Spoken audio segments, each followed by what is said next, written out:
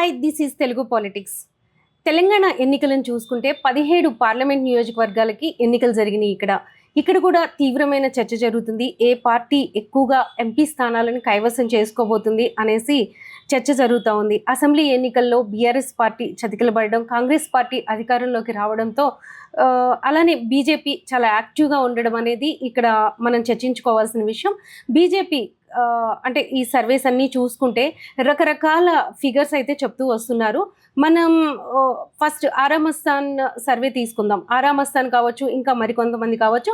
ఆరామస్థాన్ survey చాలా authentic అంటారు కాబట్టి ఒకసారి ఆరామస్థాన్ సర్వే గురించి మనం చర్చించుకుంటే బీఆర్ఎస్ పార్టీ గురించి చర్చించుకుందాం. ఫస్ట్ మొదటిగా అసెంబ్లీ ఎన్నికల్లోనే ఓటమిని చవి చూసిన బీఆర్ఎస్ పార్టీ ఆ తర్వాత కవిత కేసు కావచ్చు, లేకపోతే మేడికొండ రిజర్వాయర్కి సంబంధించిన ఒక అప్రతిష్టని మూటగట్టుకోవాల్సి వచ్చింది బీఆర్ఎస్ పార్టీ.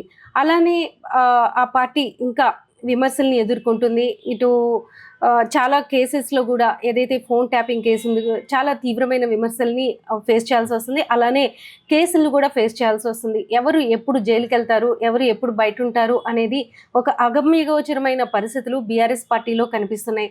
ఆల్రెడీ కవిత ఎంక్వైరీని ఎదుర్కొంటున్నారు, ఆమె జైల్లోనే ఉన్నారు ఆల్రెడీ. ఇవన్నీ సాగుతున్న నేపథ్యంలో ప్రజలు ఎటువైపు ఉన్నారు, తీర్పు ఎలా ఉండబోతుంది బీఆర్ఎస్ పట్ల అనేది మనం చూసుకుంటే అంటే అసెంబ్లీ ఎన్నికల్లో ఓడిపోయినప్పుడే చాలా రీజన్స్ చెప్పారు ఓడిపోవడానికి. ఇప్పుడైతే అవి చాలా కేసుల రూపంలో బయటికి రావడం కావచ్చు. ఈ ఇంపాక్ట్ ఎంతవరకు చూపిస్తుందంటే సర్వేలు అన్నీ కూడా చెప్తూ వస్తున్నాయి. ఒక 2-3 కన్నా వాళ్ళకి పార్లమెంటు స్థానాలు ఇవ్వట్లేదు. ఆరామస్థాన్ సర్వే అయితే జీరో, ఒక్క సీటు కూడా బీఆర్ఎస్ గెలుచుకోలేకపోతుంది అని చెప్తున్నారు. అది కేసీఆర్ నియోజకవర్గంలోనైనా లేకపోతే హరీష్ రావు నియోజకవర్గంలోనైనా ఎక్కడ కూడా ఒక్క సర్వే కూడా గెలుచుకోలేకపోతున్నారు అని చెప్పడం మనం వింటున్నాం. అలానే ఇంకా కొన్ని సర్వేలు ఒక 2-3 వరకు ఇస్తున్నాయి. అయితే ఫస్ట్ ప్లేస్లో ఎవరుంటారు? బీజేపీ అనేది స్పష్టంగా కనిపిస్తుంది. బీజేపీకి దాదాపు 9 నుంచి 10 స్థానాల వరకు రావచ్చు అనేది ఒక అంచనాగా సర్వేలన్నీ కూడా చెప్తున్నాయి. కాంగ్రెస్ కన్నా కూడా పార్లమెంట్కి బీజేపీకే ఎక్కువగా జనం మొగ్గు చూపారు. బీజేపీకే ఎక్కువగా సీట్లు రాబోతున్నాయి అనే అంశాన్ని అన్ని సర్వేలు కూడా చెప్తున్నాయి. ఇక ప్రత్యేకంగా అందరూ చెప్పుకునేదైతే ఏదైతే ఉందో ఓల్డ్ సిటీకి సంబంధించి అసదుద్దీన్ ఓవైసీ మీద మాధవీలత ఫైట్ చేసిన తీరు కావచ్చు, ఆమె సోషల్ మీడియాలో చేసిన హల్చల్ కావచ్చు, లేకపోతే ఓల్డ్ సిటీలో ఆమె చేసిన ప్రచారం ఏదైనా ఒక ట్రెండ్గా ఈ ఎలక్షన్స్లో సాగింది. అందరి దృష్టి కూడా ఆ నియోజకవర్గం మీద ఫోకస్ అయ్యేలాగా మాధవీలత చేయగలిగారు. అఫ్కోర్స్ చేయగలిగినా కూడా మాధవీలత ఓడిపోతుందని అనే సర్వేలు కూడా చెప్తున్నాయి.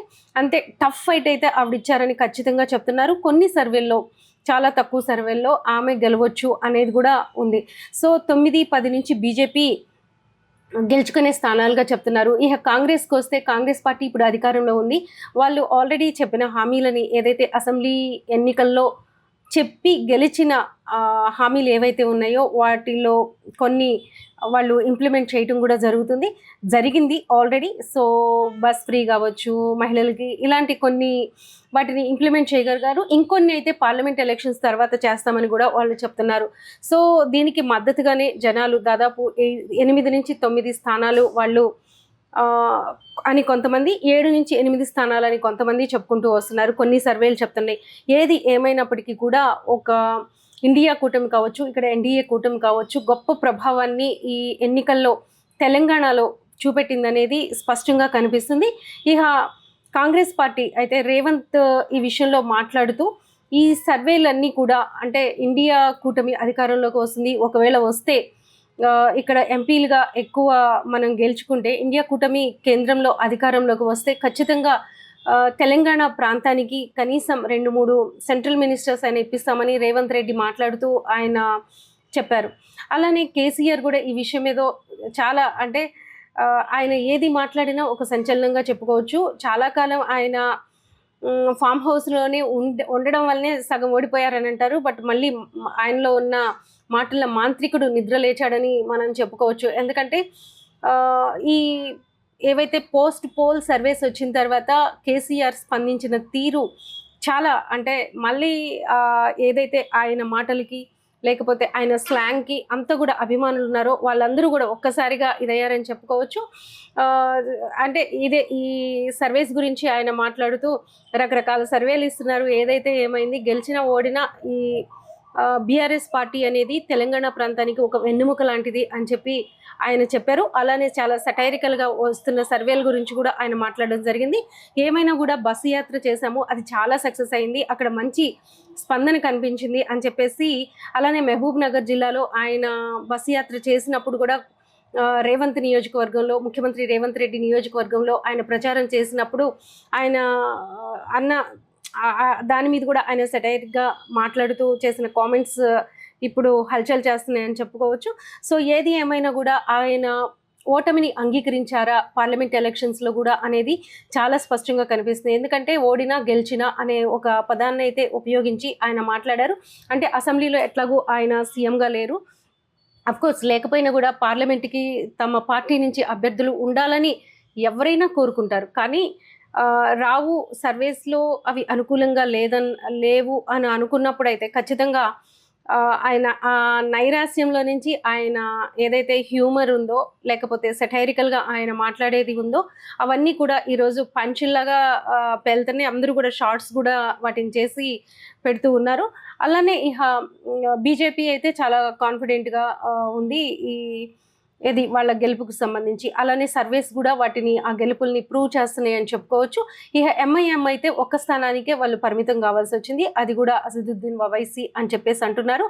అక్కడ కూడా టఫ్ ఫైట్ ఉంది కాబట్టి దాని మీద కూడా 50-50 ఛాన్సెస్ మాత్రమే ఉన్నాయి అంటున్నారు. ఒకవేళ మాధవీలత అక్కడ కానీ నిజంగా టఫ్ ఫైట్ ఇచ్చి ఆమె గెలిచే ఇది ఉంటే, కొన్ని సర్వేస్ చెప్తున్నాయి, కొన్ని సర్వేస్ అయితే అది ఒక్క సీటుకే అసదుద్దీన్ ఓవైసీ పరిమితం కావాల్సి వస్తుంది అని చెప్పి సర్వేస్ అన్నీ కూడా చెప్తున్నారు.